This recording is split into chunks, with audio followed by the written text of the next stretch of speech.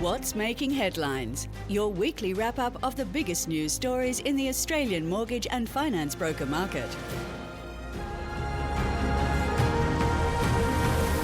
Hello and welcome back to What's Making Headlines. It's Annie, Ben and Charlie here with you today, unpacking the news of the week. Ben, how have you been going? It's been a while since I've been on the podcast with you guys. Yeah, it's good to have you back on the show. It's been a pretty busy week. I mean... things have been picking up. Things have been picking recently, up. that's for sure. And I guess in New South Wales, we had the Monday off as well. So Yes. that always makes it seem a little bit busier. Although it always feels like a longer week, even with the 4-day week, that you're cramming more. Cram 5 days into 4. Yeah. It makes it feel like a long week. I actually Yeah. thought that after the Easter holidays. Yeah. I was a bit like, is it only Unironically. like Wednesday? And I was Yeah. like, I feel like I've been working a full week already and I've only been here for 2 days. Yeah. Well, this week, obviously, we are continuing the big stories that you guys have been talking about the last few weeks while I've been on the road for Better Business. And I should say thank you so much for doing such a great job while I've been traveling the country the last 6 weeks for Better Business Summit. And Charlie, you were taking over the hosting duties for What's Making Headlines. How did you find it? It was good. It was hard to live up to, your style. However, To do the British accent, yeah. I don't think the viewers want to hear that. But it was good and kind of therapeutic to speak about the stories that you write as well in kind of long format and unpack them a bit deeper and actually, discuss the wider implications of things as well and connect them to other stories. So it was nice. But Good. glad to have you back. Thank you. Thank you very much. I'm glad that you actually are glad to have me back and you're not like, we were fine. We actually didn't miss you at all. No, we definitely are. We did, But but obviously we've had so much going on the last few weeks and I feel like you guys did such a great job while I was on the road traveling around for Better Business Summit and Awards, covering all of these breakthroughs, including obviously the big one that has been the topic of discussion for the broking industry for the last month or so, which is all about mortgage fraud. Yep. And there's been so many, I feel like every day there's a new thing that happens. There's been so many developments. There's been so much fallout. Yep. Rightly so, obviously. But a lot of scrutiny. And last week, you guys were talking about one of the arrests that were made in the form of solicitor. We've had another arrest this week. But before we get into that, one of the kind of industry big fallouts that I think is probably the major one so far has been termination of a sub-aggregation agreement between Finsure and sub-aggregator High Money. Now, this was a really interesting one. So if anyone hasn't been following the story, High Money launches a sub-aggregator under Finsure, I think in 2024. I actually went to the launch of that, of their whole new brand. And they were kind of really specializing on, not having like masses of brokers, but having a couple of hundred brokers that were really focused on building their business. And over the couple of years since, they've kind of been setting out their stall and like determining how they're kind of niched. But having said all that, this week, Finsure came out and said they were terminating their sub-aggregation agreement with High Money. Yeah. Now, the reasoning for this is really interesting. So back in December last year, High Money apparently terminated, I think it was 14 brokers who were operating under them. And partly this was because of concerns raised from lenders about potential alleged misconduct. So obviously they terminated these agreements and they did a big compliance check at that point. So I think they hired PwC to do an independent report onto what their compliance systems looked like and what they were sort of doing overall. And the report said generally there was no systemic issue of misconduct. They'd kind of they did increase, I think, their compliance checks as well. They'd done some action on it. So I think High Money this week were fairly surprised to hear that Finsure had terminated their sub-aggregation agreement, which in effect puts almost 220 brokers in the lurch. Yep, in limbo. In absolute limbo. And it's not something we've heard a lot of experience around. Normally when sub-aggregators pop up, they kind of are under the aggregator for a while. They might work together with any issues, but it sounds like this came slightly out the blue, at least from High Money's conversation. So I'll just give you a little bit of background. So we had several people reach out to us to be like, did you know this was happening? And obviously Finsure and High Money, we went out to them to be like, can we have some commentary? And this is what Finsure said to us in a statement. They said, following concerns by several banks, including major lenders, we felt it best our two organisations go our separate ways. As you can imagine, it wasn't a decision we entered into lightly. One thing we can say for certain is we are committed to being of assistance during the transition period, not least of which we will continue to pass on the commissions from lenders to High Money for their team to distribute to their brokers.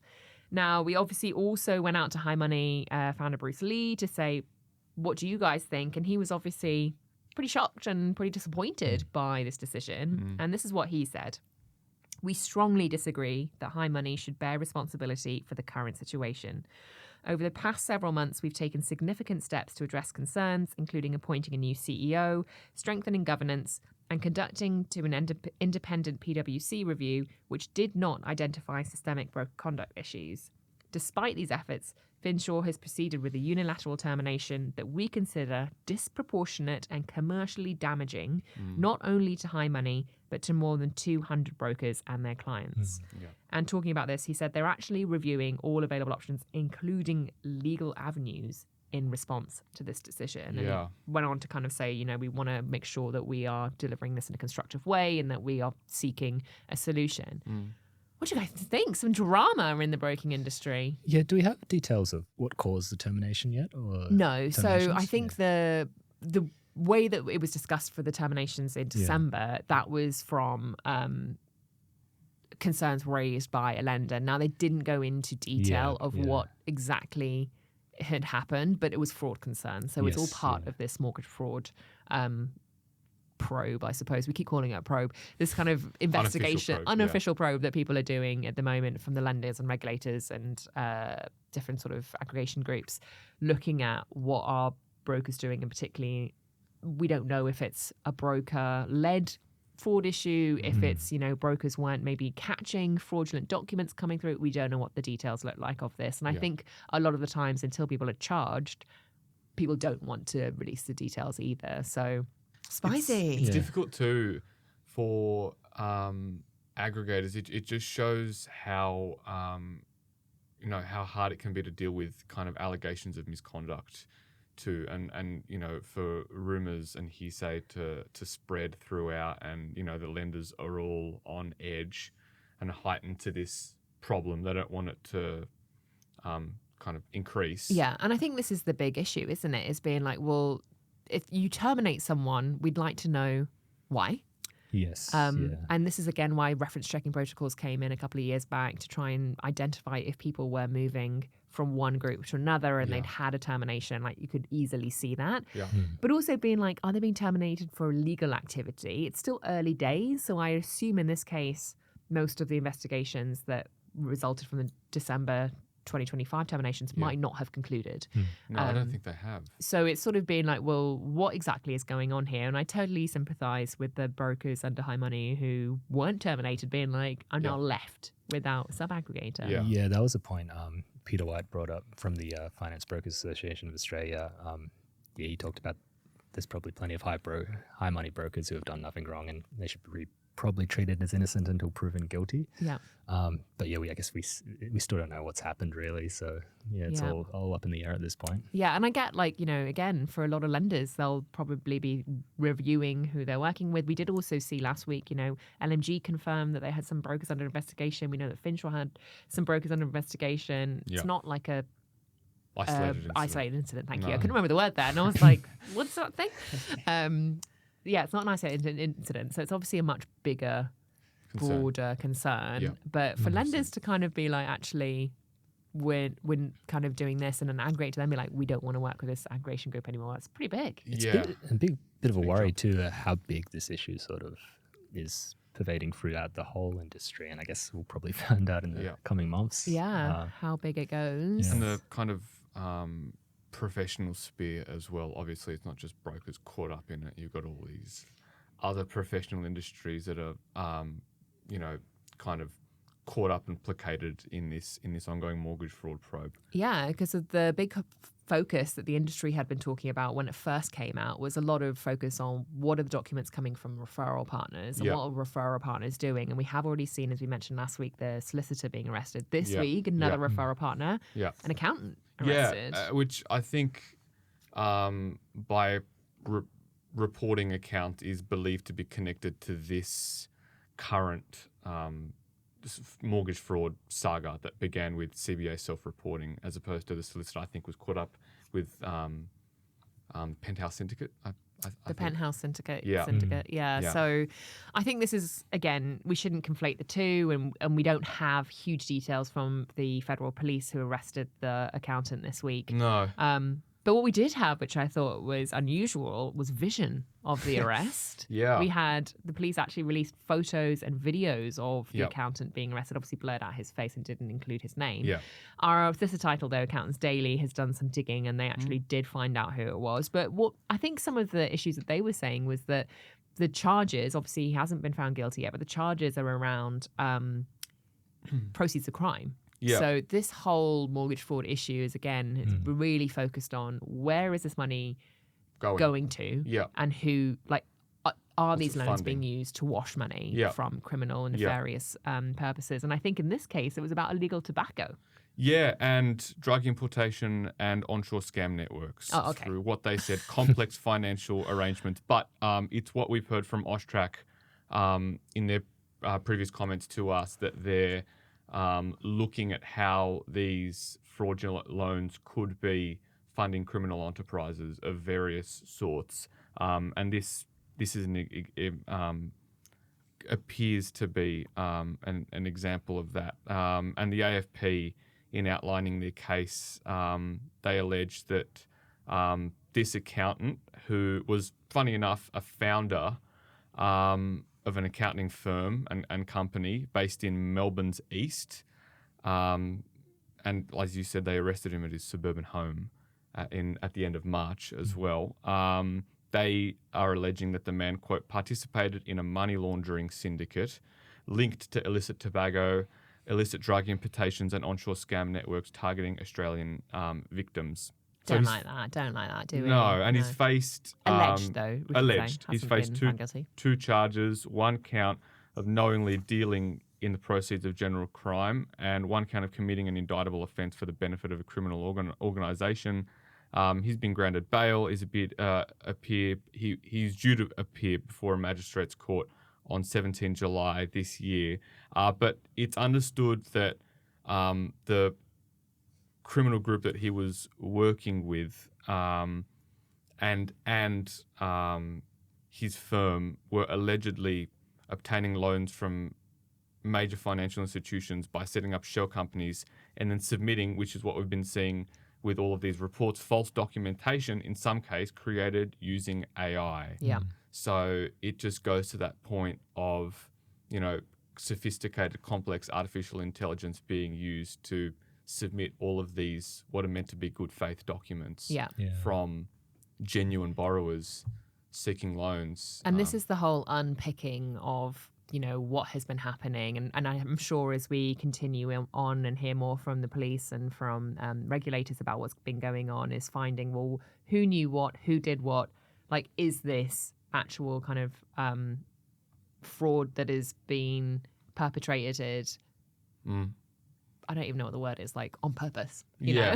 Like, knowingly. Yeah, exactly. Which is what I think the authorities are trying to prove here as well. And the big question we have for brokers, the brokers involved, I don't think there's any brokers who've been properly charged yet by police. I think this investigation still continuing, but being like, how much did the broker industry know?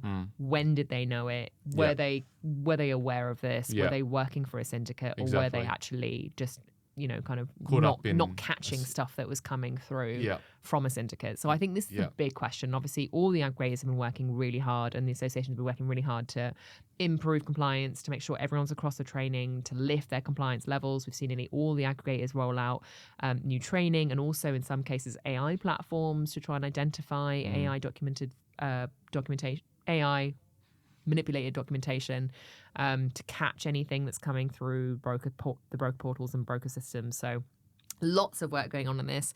We've got the Fintel Alliance as well working on this. That includes people like Austrac, the Australian Transaction Reports and Analysis Centre, the top 10 largest lenders in Australia, federal agencies, major payments and gaming companies as well. So they're all pooling intelligence. We've got aggregators working together with lenders and the associations. Lots of work going on behind closed doors here yeah. to try and identify how big is this issue and Yeah. how long will it continue on for. Yeah, it'll be interesting to see whether the buck stops at a certain point or whether it's a whole of industry thing, and what's the pressure points that are caused, letting all this fraud slip through the gaps. I think there will be implications moving forward for the referrer programs that some of these major lenders have in place, though. Yeah. Because if it is found that the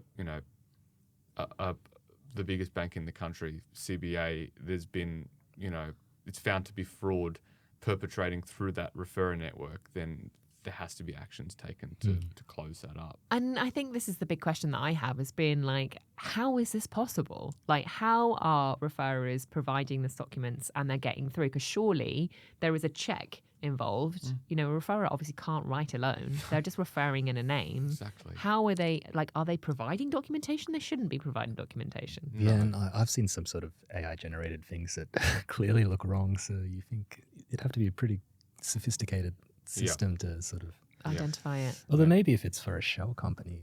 For sure. I mean, this is one of the things that the solutions being put forward is being like, well, surely you can check the ASIC register or the ABN register to be like, how long has this company been in existence for? Go and talk to the people who are the company. Yeah, other sort of triggers you can put in the system that can look for red flags like that. Yeah, maybe look at one of the solutions being put forward was saying like maybe use ATO data. You can be like, has there been any tax returns? Do they look okay?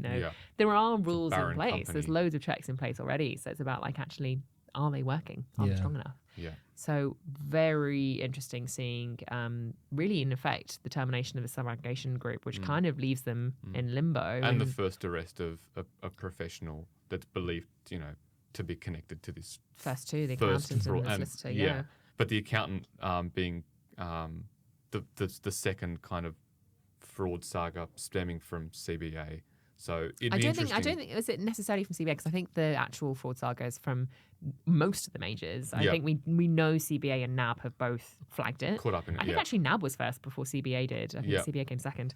But yeah, like NAB's big case, and CBA came forward, and I think we haven't heard much from ANZ and Westpac, but I think the other majors are involved as well, like looking at it at least. So we were trying to give as much information as we can, but it's hard to do it when investigations are still ongoing and charges haven't yet been brought. So trying to like look at this, but I think the big question now is being like, where do these brokers go? Who will give them a home? Will people give them a home? Yeah. And what does onboarding look like for these brokers too? Because of course there's sort of, lots of questions being asked about their compliance training and things like that. So, I feel tough times for a lot of brokers who are 100%. looking for an aggregator. But I'm sure the aggregators now are pretty like quickly looking through the list to be like, we'll take some more people. Yeah.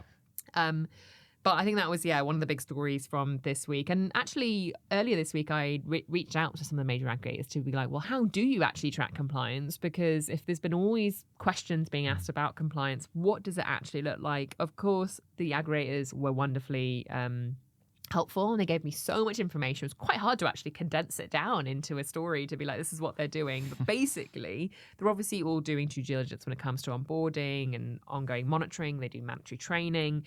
They also do take action immediately. So LMG, when I was asking them about what they do to monitor compliance, because given the fact they were investigating 2 different incidents, they were like, if concerns are substantiated, then we lodge a breach notice. We engage lenders and follow established reporting processes with lenders and regulators, including investigating the matter. We take appropriate action. We refer it, if required, to the powers that be. And they also kind of say, we can proactively monitor our network as well using our compliance operating model underpinned by data analytics. But generally, most of the aggregators, the kind of themes that were coming up were saying we're using AI detection tools increasingly. So they're adopting these pretty quickly to try and find these AI documents. AI finding AI. They're also doing things like, providing more training. They're looking at moving towards open banking so they don't have to rely on these documents as well. I think that's going to be one of the big ramifications of this whole investigation, is being a lot more emphasis on using open banking and verified sources. And then, as I said, really doing ongoing training and having a proper chain of custody for documents as well. Yeah. I mean, experts are calling them for aggregators and lenders to automate legacy kind of manual checks. Yeah. So that's it. It seems like they're putting that into place. Yeah. Because there's there seems to be gaps here on the kind of manual checks. And I think what's also interesting is seeing a lot of aggregators move to saying we don't necessarily want to accept new brokers now, either people who are new to industry, or at least we're not going to accept them unless they have someone over them, a mentor, or maybe they're working with somebody.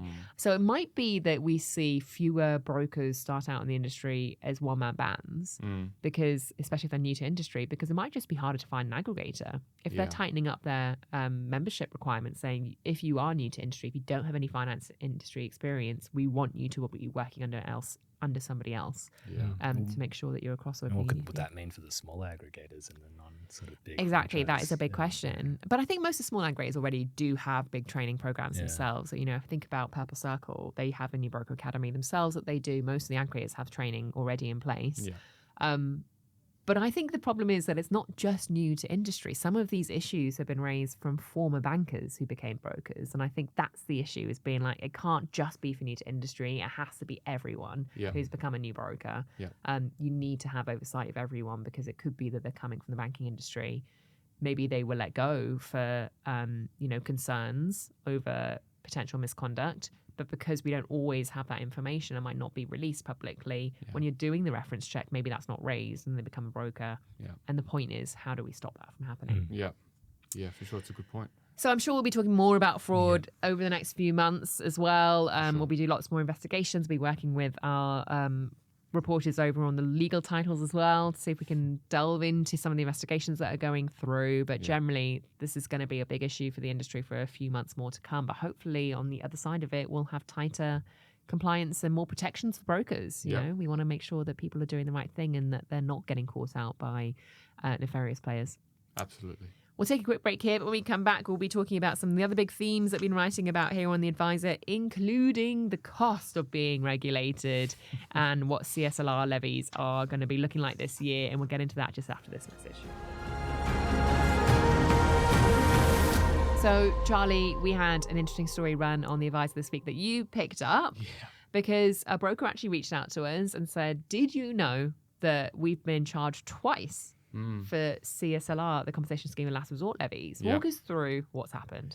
Yeah, so it was interesting hearing from someone at the coalface who directly receives these levies and how that kind of works. But yeah, we've got these latest CSLR levies from released by ASIC, confiscation scheme of last resort, and these latest numbers basically show that credit intermediaries are expected to contribute $2.16 million in the 2026-27 CSLR levy period. So that's an increase on the revised $1.8 million bill, which was released later last year. And that's spread across 4,095 entities. So this pool will be recovered through a structure that combines a minimum levy of $100 in addition to a $30 to $7 charge for each credit representative tied to the license. But I'm sure a lot of brokers already know that. It's mostly aggregators paying to pay it, yeah. However, the bill for, say, financial advice, which is one of the other 4 subsectors, is huge. That figure has now ballooned to $126 million, and that's more than double the revised $67 million estimate from a year ago. And it as you've said before on the podcast, the annual levy is capped at $20 million. Yeah, and so they've been looking at how on earth they're going to fund this. Special levy has been floated, but that's a bit kind of beside the point. So I heard from QED Group Director Greg Ash, who was the person who notified us that these levies had been released quite sleuthily, I will say, by ASIC and the CSLR. No kind of formal announcement at all, which I mean is a little bit pesky. And he spotted a discrepancy with the charging and the levying of this bill, and he kind of assumed that it would be billed on a kind of another supervisory industry funding levy, but it wasn't. Levies, It wasn't. He kind of pointed out that under the legislation, these levies were meant to be sent in the 12 months prior to the financial year to which they pertain. And so he said that meant that this round of invoices had been issued correctly, but the first 2 years there was a discrepancy.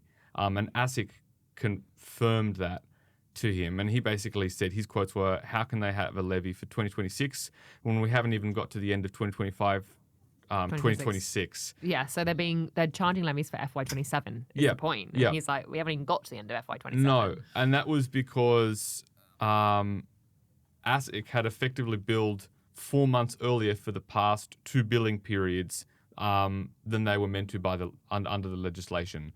And ASIC told him that was a clerical error on their part and it wouldn't happen again moving forward, obviously, because they've billed this round of levies when they were meant to. But it creates a lot of confusion and ambiguity for, people in the industry out there that are adherents to this levy. How are you going to budget if you get 2 invoices in a 12-month period? If you're expecting, an invoice at a certain point and then you get another one 8 months later in this case.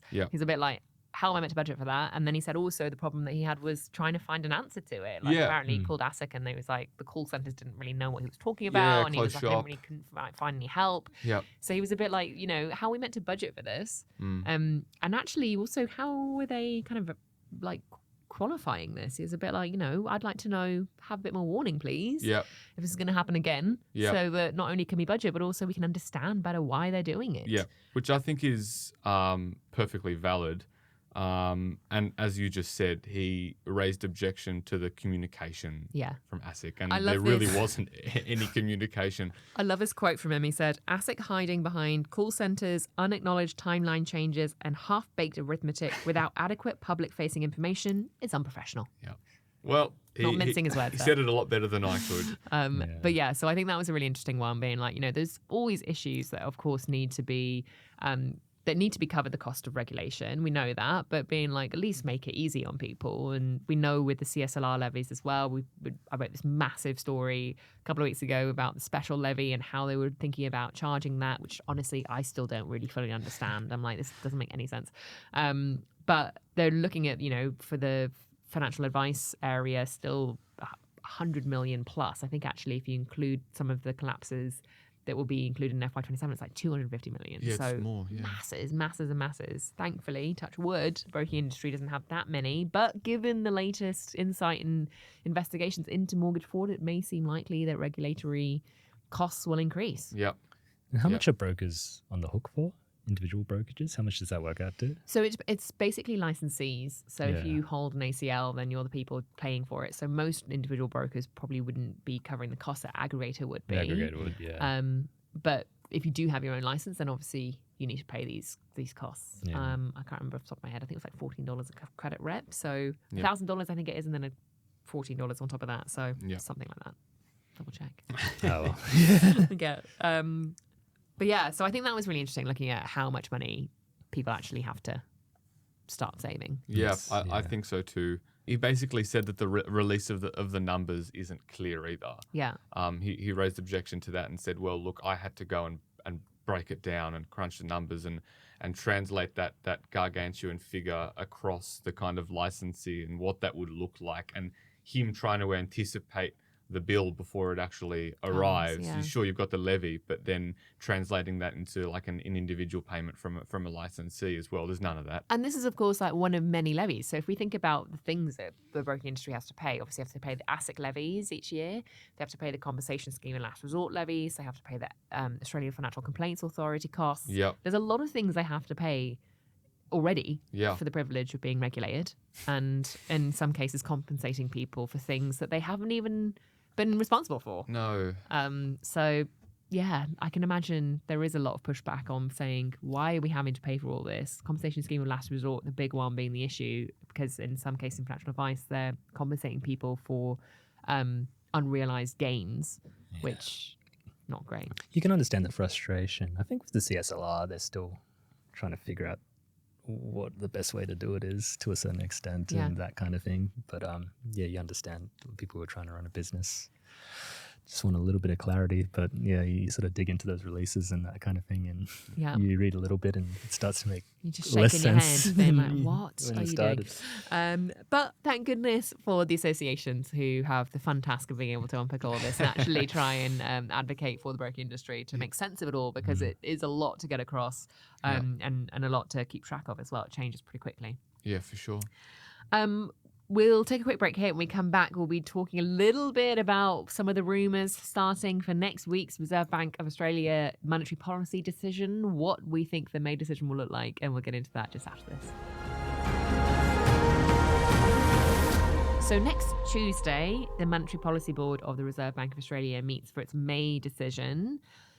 Charlie, you've been writing stories about this because this week we had new inflation figures come out for the month of March, which had kind of cemented some people's forecasts for what they think the RBA will do next week. Yeah. What's the go? Yeah, so we got these March inflation figures from the ABS, which were also quarterly inflation figures, and we were hearing from the banks that this was the last official release of The quarterly one. Stats before the May meeting, and it would kind of seal the deal for their forecasts and the RBA's thinking moving forward. There wasn't much left. We had kind of employment for it, and that wasn't very encouraging either. However, it showed that headline inflation has surged from 3.7% in February to 4.6%.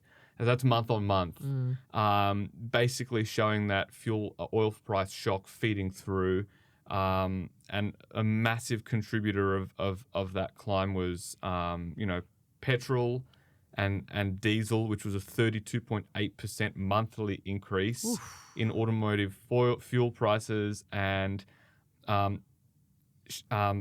head of price statistics Sue Ellen Luke basically emphasised that this read predates the halving of the fuel excise, which did have an effort in bringing down those costs. I mean, I went past the petrol So it's station the gonna other be day. It was jarring. like less than 180. I was like, whoa, bargain. Might as well go in and fill up now. Yeah, 100%. So, it's a steep increase. It's the largest monthly increase since the series began in 2017, and also it's the highest annual CPI we've had since September 2023, when it was coming down from those peaks of near 8% inflation. So it is a steep monthly increase. However, they expected this because of that sudden impact of the war. Yeah. However, the RBA's preferred metric that didn't come in as high as expected. That trimmed mean underlying inflation only rose by 0.8% month on month to 3.3%. And the RBA's forecasts and the central bank and the major bank forecasts all expected that to be higher by at least 0.1 or 0.2 in some cases. That doesn't sound like a lot, but it is a lot. Yeah, and the banks were trying to emphasize that, there's some respite in knowing that it's not as hot as we all thought it was going to be. So perhaps it won't be as bad moving forward. I mean, I suppose it's silver linings because it is still way up there. Yeah, so it's a bit like, that's not quite a lot. It's still obviously above the It's 2 to above 3% that. target, Yeah. and still pretty high, and probably with no clear endpoint at the moment. We still haven't got a clear ceasefire agreement, so No.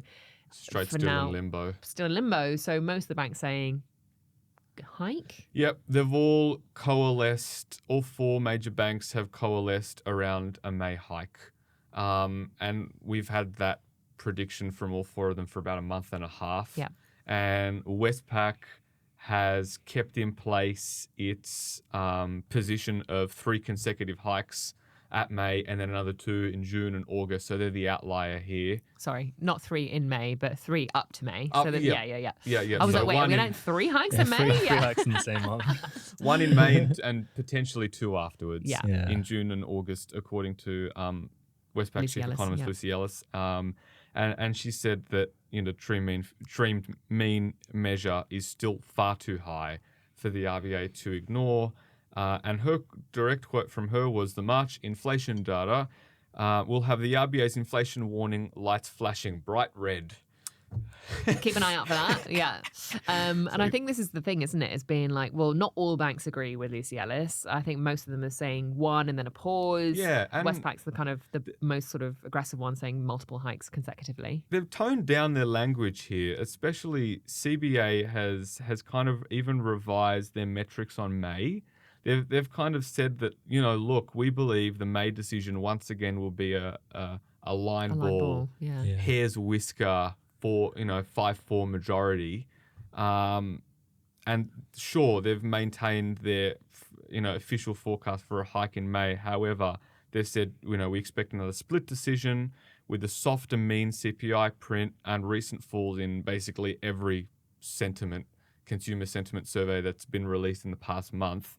And they think that though the camp in the board that's advocating for patience will have greater kind of legitimacy and validity to their argument here following this print. Well, I think it's kind of like this is the whole point we've been talking about really since this rate hiking cycle began, which is this is really targeting inflation that isn't being caused by the average consumer. No. So increasing rates obviously puts a big dent on the average consumer and business, and both of those areas, maybe less consumers, but businesses in particular have been really hurting. We've seen from the cost of fuel, particularly in areas like farming, agriculture, logistics, that has really hurt a lot of businesses. Confidence in businesses is really down at the moment. So adding on extra costs by increasing the cash rate, a lot of people have been like, do we need to do that? Because it's going to cause more hurt and not necessarily have the end result that we want, which is bringing prices back down again.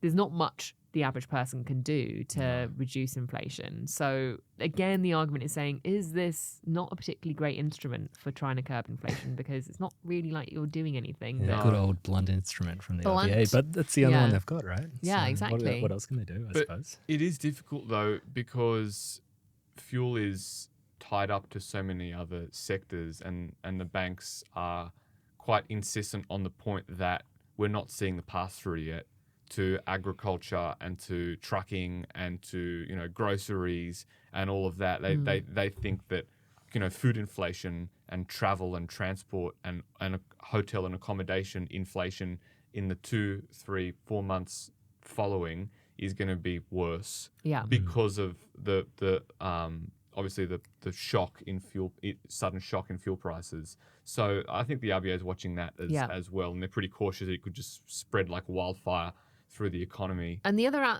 thing that we keep seeing is housing, one of the leading indicators, one of the leading factors for rising inflation as well. Housing inflation really, really high. And it has been for the past, I don't know, probably years really. But definitely the last year or so, been really looking at what's been causing the rate hiking and reaction, and a lot of it has been housing costs. And we do expect to see, obviously next week when we get the statement of monetary policy from the RBA, some mention of the conflict in the Middle East and of course domestically, what they're looking at, what they're seeing. And we've got the budget coming up in a few weeks, and again all eyes will be on that, because if we get many more things that will kind of trigger demand from the government, then that could further exacerbate inflation. But at the same time, we need to help people out. It's very complicated. Oh, yeah. It's not a good time. I am so glad I am not an economist or a treasurer, because I'm like, this feels real hard. Yeah. Good time not to be a treasury accountant, I think. Yeah. So, lots to be focused on. And I think this will also be feeding into people's sort of thought process for the coming few months, being like, well, not only is what is the central bank doing, but what is the federal government doing? And how will that impact what the macroeconomic environment looks like and what the average consumer is doing? Yeah. Lots to unpack there. So we're pretty much all in agreement. Do we think May hike? I think so. Yeah. Take the bank's word for it. Yeah. But there's more hesitance than there was before the release of the data. So I mean, that's encouraging at least. Yep. But still a hike, I think. Oh, I don't want it. My mortgage now is higher than it's ever been, and I would like it to come back down, please. Thank you very much. Valid. Or win the lottery. One of the two. Well, that's a plausible outcome, maybe. Yeah. Ben, Charlie, thanks so much for joining me to talk about what's making headlines. We've got coming up, I've just come back from Better Business Summit, and can you believe it? Our next roadshow will be starting up in a few weeks' time. Less than a month's time, we'll be doing the New Broker Academy. This is a completely free event. If you are either someone thinking about becoming a broker or you're in your first few years of broking, this is an event for you. As I say, it's free. You just need to register so we know you're coming. And it comes to 3 different states on the Eastern Seaboard. So it's starting in Queensland on the 28th of May in Brisbane. Then it goes down to Victoria on the 5th of June in Melbourne, and then it culminates in Sydney on the 12th of June. And this is a fantastic event if you're just starting and wanting to see, well, how do brokers actually build their business? We're hearing from elite brokers about the actual blueprints of how they get their brokers up to $100 million loan writers. So we've got Nick Riley from Innovate talking us through the blueprint that he runs through with his brokers.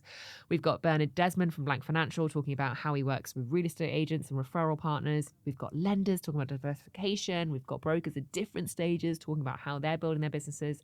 And for the first time this year, we are running in parallel to New Broker Academy, New Agent Academy. So next door, there'll be a bunch of real estate agents who are in the same position as brokers who are also looking for referral partners next door. So you can network, find your referral partner. If you need a real estate agent partner and you haven't yet got one and you're a new broker, you can find them at the New Broker Academy and New Agent Academy this year. It's like speed dating. But we are there to please. We're basically, maybe we'll create some couples, who knows? But yeah, we're providing couples. Networking opportunities for these new brokers. And this really comes off the back of feedback from brokers over the last few years being like, I need to set up all my things. I'm learning all these great tips and advice and I want to put them into action. And we're like, we will give you the opportunity to do that. You'll hear about how to create a fantastic referral partner opportunity, and then we'll put you in a room with people who you can actually make referral partners. Nice. So it's a free event. If you don't yet have your ticket, make sure you register at New Broker Academy, newbrokeracademy.com.au. We hope you have a great week, and we'll catch you next time for another episode on the Advisor Podcast Network. The information featured in this podcast is general in nature and does not take into consideration your financial situation or individual needs and should not be relied upon. Before making any investment, insurance, tax, property or financial planning decision, you should consult a licensed professional who can advise whether your decision is appropriate for you. Guests appearing on this podcast may have a commercial relationship with the companies mentioned.